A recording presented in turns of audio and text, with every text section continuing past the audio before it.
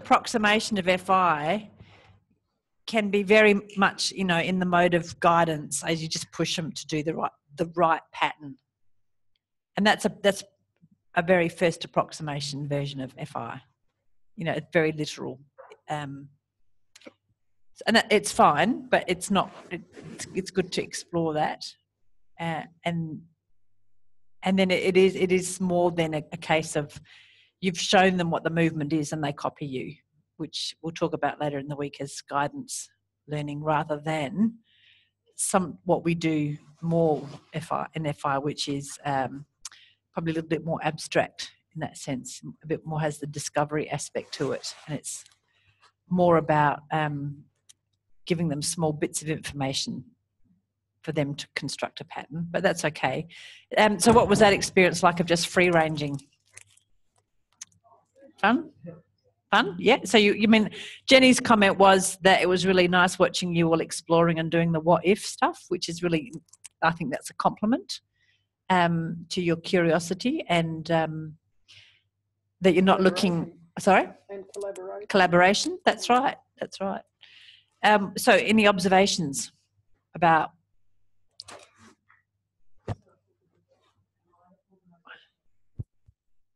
Oh, yeah, sorry, we need it to... So I'll say what Sue said is that Sue's organisation, self-organisation, influenced the organisation of your partner. Did she get worse when you got worse? What a terrible way to put it. Do they let me get away with anything? It is true. Yes. Yeah. Yeah. Yeah. Well, in our case, it was a similar kind of point, except for both Anna and me, we had to actually go back and do it again ourselves to think about what it was we were trying to ask of the other person. Yeah. Yeah. Yeah. Yeah. Yeah. So I'll just say that again. Anna said the way that, as a practitioner, the way that you didn't do naturally was harder to evoke in the other person, for the record. Yeah. And so there's a couple of things there that all confirm why the hell we spend the best part of the first half of the training with you doing ATM, so that you get to know yourself better like that, so that your self-use can improve, and also that you get to experience lessons over and over again and get to experience another way of doing them, because your way is not the only way, I'm sorry to say. Sorry, not the egocentric view of the world. There might be another world view, just possibly, at least one other. No, only Kevin's. The Kevin way. That's it. We knew it. That's written on the toilet walls as well. It's the Kevin way or the highway. Okay, what else? I had a height issue, so I couldn't see. A height issue? When I was standing behind the chair, I could move her, but I couldn't see what the effect of that movement was, because I couldn't see over her shoulder to see what her knees were doing. So I had to adjust, or think about other ways of doing that. Sort of. That, yeah, absolutely. And again, it's that self-use stuff, is know thyself. And is it also then a thing of, so if that happens, if I lowered her so that I could see, then that was going to put her knees out of thing? Yeah. So I actually have to move myself, don't I, really? Yeah. Get up on something? Yeah, and we'll talk a lot more about this, in terms of... A ladder in the Feldy room? How do you adapt? And, there's some sort of manoeuvres and manipulons that you just won't do because of your stature. And then how do you adapt? And, we'll go through, more as we're getting more into the refinements around giving FI, about what's a no-go zone for adapting and what isn't. Just like we're doing an ATM now, what is it? Where have you got scope to adapt, and what's a no-go zone? That has to be, otherwise it's not the lesson. Yeah. What else? Jane. Oh, and Chelsea.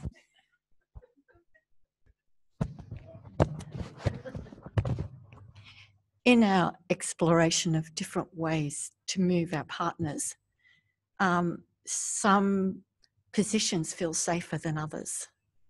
In terms of you as the operator? No, in terms of like me as the receiver. The receiver, yeah. Uh-huh. Yeah. Yeah. Because you felt like, oh, I could tip or whatever. So you felt more like safety from a falling Yes. point of view. Yeah. Yeah. Yep. Now, and that's an interesting sensation, because we were talking in our little group earlier this morning about people's fear, particularly of falling, is often not real. I mean, the fear is real, but the falling risk is not that real. And particularly, in relation to leaning forward to stand up, why so many folks as they get older can't stand up easily from sitting, because they're so frightened of falling forward that they don't. But then if you don't go forward, you can't stand up. So how do we, if I say trick people into doing it, it sounds manipulative. How do we create a learning environment where they feel comfortable to come forward and to go into positions, so that we do challenge people? However, we do the challenge in a way that's achievable and safe. Yeah. It's a known, it feels okay. And that's a lot to do with the person that you're working with and so on. However, if you don't feel safe, this is a really great time to give each other that feedback, so that because people won't necessarily know. Like, because I don't fall, and up until now I've had really good balance. I don't know that stuff. And so when I've got clients who all of a sudden grab me, I need to know that their experience is different to mine. So always in this room, like with the 3-minute miracles and stuff, now's the time to really fuck up in here. I mean, not really fuck up, because then Jenny's got an insurance bill. But now's the time, because you're gonna get the best feedback from each other, because you're kind, and it's right. So just keep sharing stories so that you know what all the other possible experiences might be. Yeah. That's it. So it's not about learning the correct way to do something from each other. It's about learning the range of responses that you will encounter. That's it. Okay. Yeah. Yeah. And so be able to find a different way. Yeah. I remember the first stroke person that I worked with could lie comfortably on her side and roll a little bit forward, but the slightest behind the vertical induced panic. Get a life. But, and it changed fairly quickly over time, but it was a constraint to play with initially. Yeah. They're real fears. Yeah. Yeah, she probably doesn't even bend that much in the hips. Yeah. So the fear itself is one of the biggest predictors of having a fall, independent of any other factor. So it's worth dealing with the fear, and being quite upfront about the fears and getting people to articulate their fears in a way that's you're not highlighting it and saying it's going to dictate people's lives, but it's good to flush them out a bit, because otherwise what you'll feel is rigidity. And you go, oh, gee, this person's really stiff or whatever. I think they've got all sorts of weirdo impairments, but they're just scared, rigid. We can then move to exploring how much is safe rather than how much is terrifying. Yeah. But to look for the safe zone, which of course will expand the more you hang out in it. Yep. Increasing the safety zone. Chelsea. You had something before. You've forgotten. Gone. You're not as fucked up as you thought you were. I got it back. I got it back. I just had a good reminder doing that too about the clarity of your questions that you're asking. Yeah. Just that simple, clear question of whatever it is, which direction to move, or what.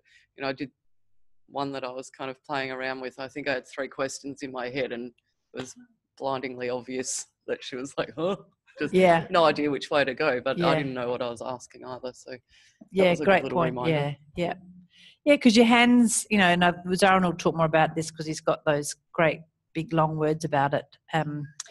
About, you know, whether you're, like, he out-wordsmiths me. It's why it's good. Oh, yeah. Because, he does. Hell yeah. And he doesn't have to resort to expletives either. He doesn't swear like I do.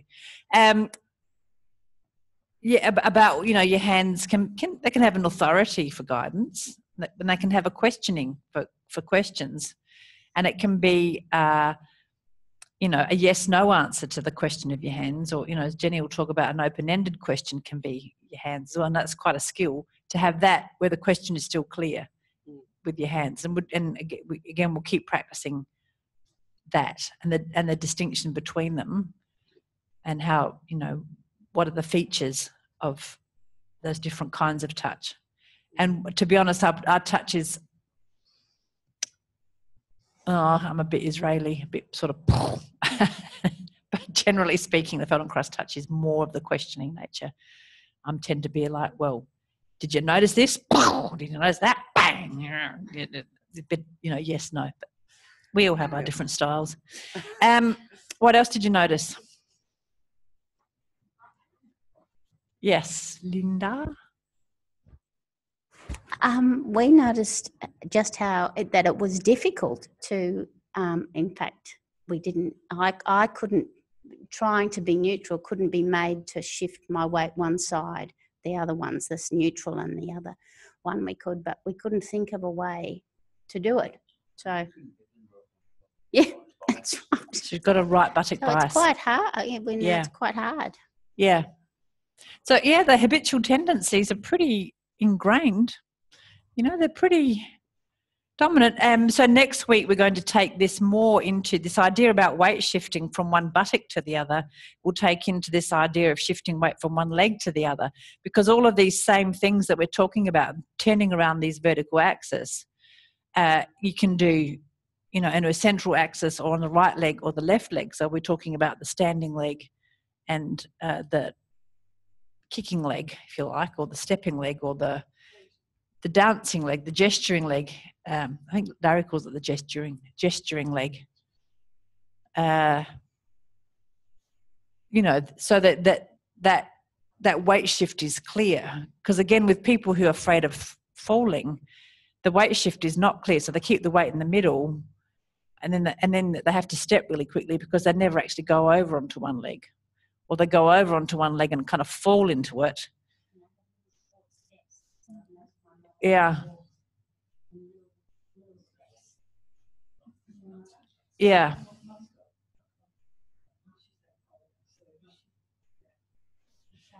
There's all that sort of stuff. So this weight shift stuff is, you know, in any ATM, weight shift is a real key thing. And knowing where your weight is to start with is quite a good gig.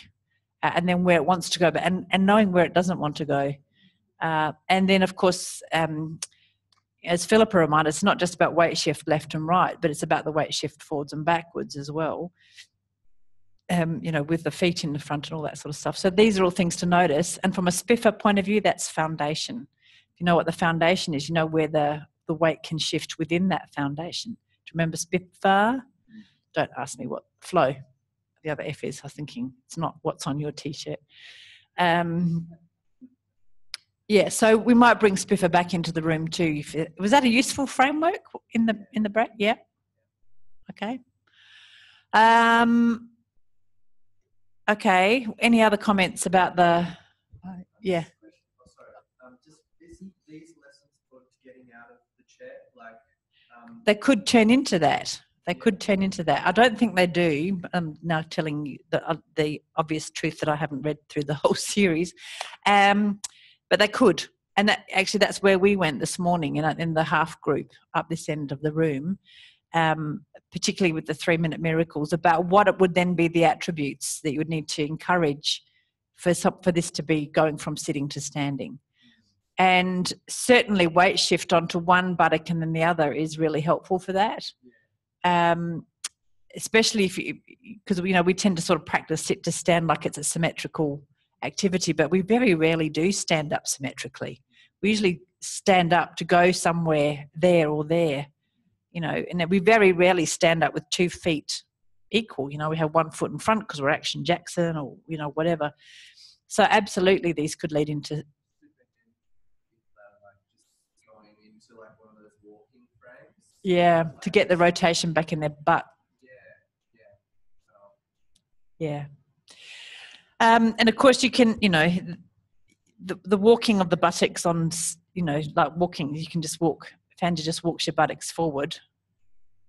That in itself is really helpful for old folk to get their buttock onto the edge of the chair, because they're trying to stand up from the back of the chair because they can no longer get onto their sit bones and wiggle their bottoms forward. So even that saying come to the front of the chair might be hard for some people. They'll push themselves with their arms. Yeah. Yeah. Do you think it's more likely to be more likely that like an elderly person will integrate the movement into the system just because of the sheer necessity of getting from, like, you know, from one seat like to the edge of the back of the seat to the edge of the seat because they need to get into their walker.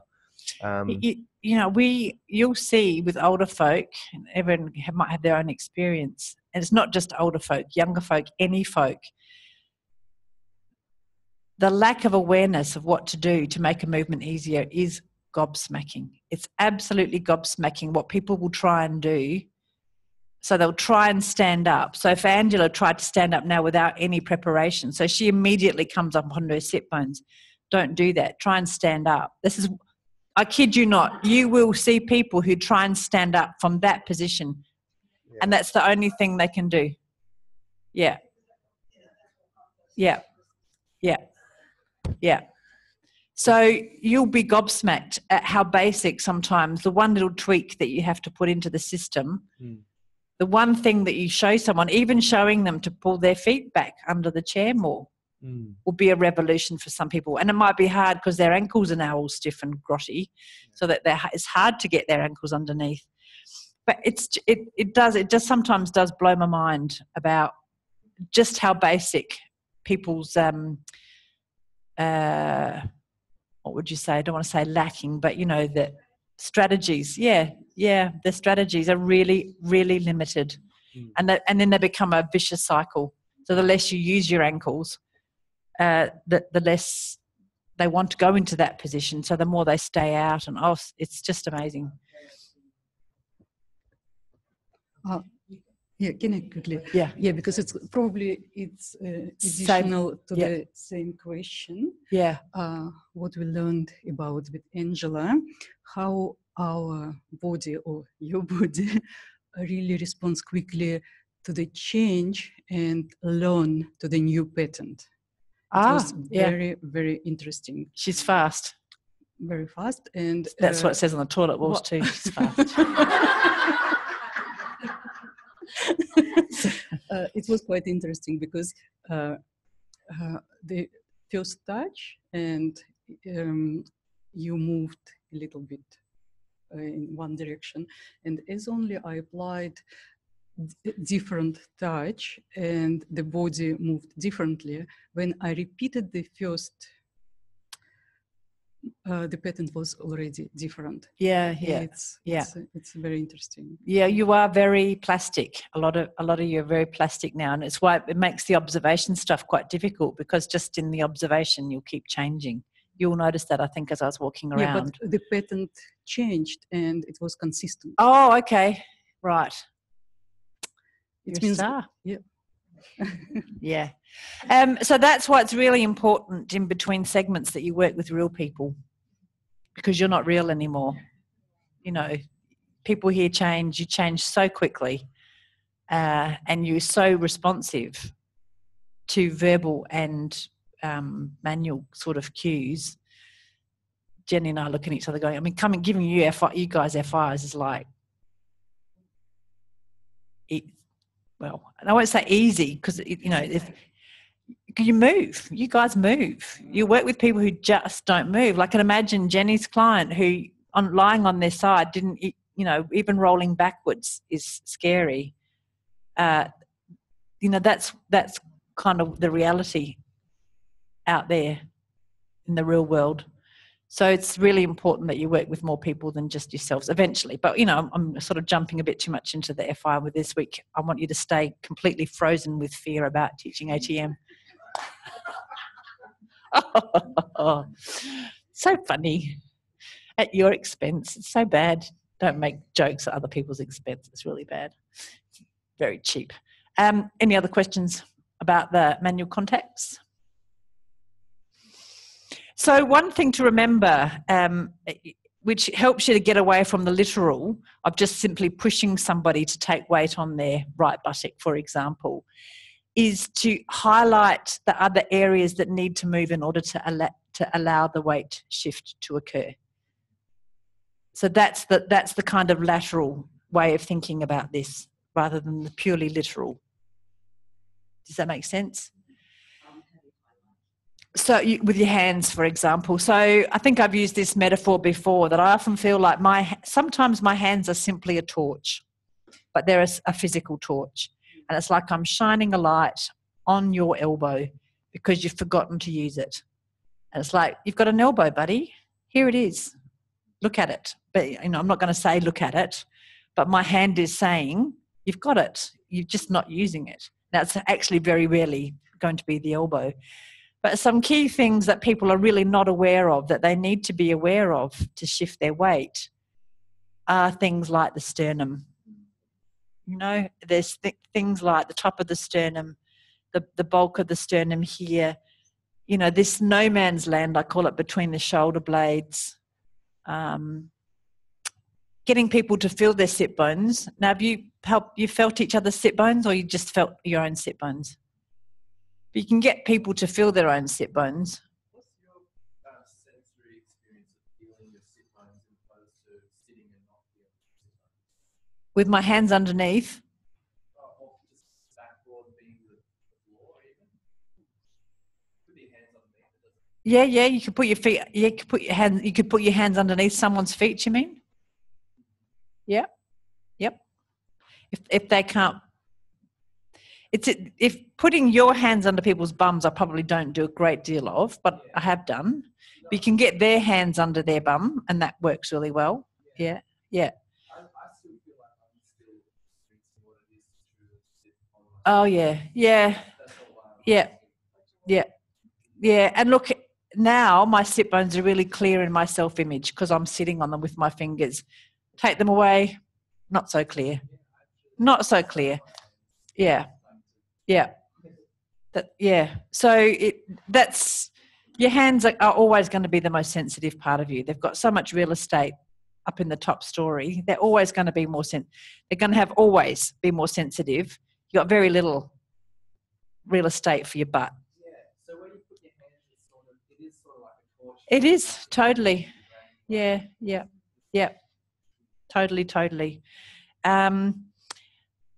And I think I've told you the story about a client that I saw. He's a guy in his 30s, cerebral palsy, who is so kyphotic. So his chest is so like this. It's, you know, and he's so tight in his gut, and I mean, his hip flexors are actually tight as well. He's so flexed because he's in a wheelchair most of the time. He can walk with elbow crutches a little bit.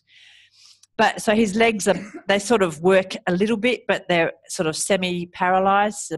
They're very, very weak and stiff. But he's got these big, strong arms because that's the way he gets around in the world. So his arms are relatively spared. So big upper body, big shoulders, and little tiny withered legs. And he just actually is a little bit dead below here, to be honest. Dead's a harsh word. And because his spine is really collapsing. You know, and I can see it over the years. It's just collapsing. It didn't help when he was going to the gym and they were doing bloody crunch sit-ups. Honestly. Was I here in January when I found it? I've told you this story about him. Anyway, but I'll tell you about him. The only time he only knows he's got sit bones if he sits on his hands. He cannot feel anything about his pelvis unless his hands are there, because this is his world. Like his hands are not only his tools of manipulation, they're also mostly his mobility. So his world is in his hands there. He's got big hands as well. That's the only time it ever makes sense. And he will, you know, so even now, years later, in his chair, if he doesn't know where his pelvis is, he'll sit on his hands to find out where it is. And the sit bone, that bone protruding, that's the sit bone, and being on forward of that. Yeah, it's when the sit bone goes backwards. Do you want to? So if we get little Herman.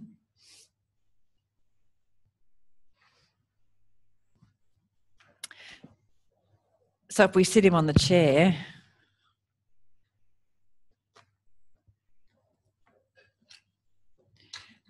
his sit bones will very conveniently make a dent on the chair. And now actually they're a rocker. So it's our experience of rocking forward onto the front of them and backward and falling off them is actually true. That's really what we do. He doesn't fall back too much because he's got a metal thing coming out of his butt, but he does fall back. And so that's there. But, you know, they're big. Like that rocker bottom is huge, really. And there's a fair bit of padding. But, you know, people will say, oh, I'm too fat, I won't be able to see them. It's not true. People, you don't have fat. You have a big, you know, you might have big, you know, glutes and fat over it. But when you're sitting, everybody can find their sit bones. Is it possible if you haven't been sitting on your sit bones for there to be sort of tense muscles? Yeah, you can be a little bit tense. Yeah, it can be a bit. But then you have to question about that it's the coming forward in their hip joints, so flexing in the hip joints and getting their spine straighter that gets you up on your sit bones. So he can't not find his sit bones. But most people will make their sit bones disappear by like that. So they're so tucked under. And then, yeah, absolutely, if you do that, feel that your glutes kind of contract over the top of them. It's really hard to find them. If you really tuck your bum under, it's a very attractive look. There they go. Opposite to Kylie Minogue. Yeah. Yeah, no, that's right. No, I've trained myself to leave her alone. Leave her alone. People like her. That's it. Okay. So anything else that you noticed? Any other points that really made sense to somebody when you shone your little hand torch on them? Yeah. When people did it, were you was the person who was being moved aware that the movement was turning to the left, and so they were doing it, and then the other person was just trying to make them do it in a subtly different way with the weight? Or were you sitting there not knowing what was going to happen and the other person was telling you the whole thing? I want you to turn to the left and I want your knee to come forward and I want the weight, you know, because I was doing it that way, not the talking. First way. No, not talking, but acting like I didn't know what was going, you know, that the movement was a turn to the left. Do you see what I mean? No. I was sitting there. I was sitting there waiting to be told with someone's hands what to do. Oh, okay. So you were waiting for the operator to initiate the movement, as opposed to going along for the ride. And let me know what it was. Yeah, okay. Whereas did other people think, I'm turning to the left and this person's just helping me use my ribs more or helping me shift to my weight? Yeah, good. I see the question. So the question really is, were you doing an ATM with the hands or were you doing a full-on FI? And so a full-on FI would be that the person doesn't have much volition about it at all, and it's mostly our handling that's doing the movement. That would be a classic FI. Whereas an ATM, taught by the hands rather than the voice, is the person is doing the movement and and that's both. I didn't actually specify. I don't think. No, I don't think I did. It's obviously harder. The second one's harder. Yeah. And in practice, I do a bit of both because, as you know, that I've said a million times, I'm not teaching ATM classes. It doesn't mean I'm not doing ATM with my individual clients.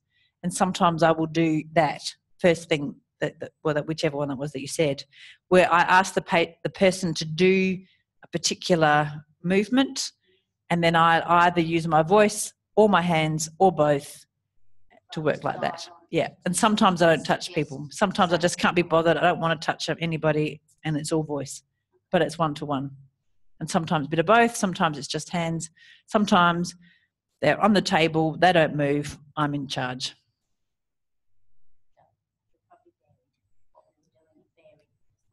Yeah, and I wasn't clear. So it's a good question. These questions are always fantastic, aren't they? They're clearer. All right, thank you for that. Hopefully that made sense today. Little bit.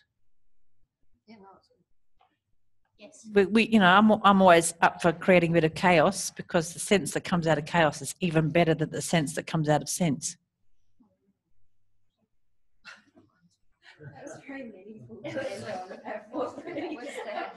Yeah, that's it. Go home and ponder, my friends.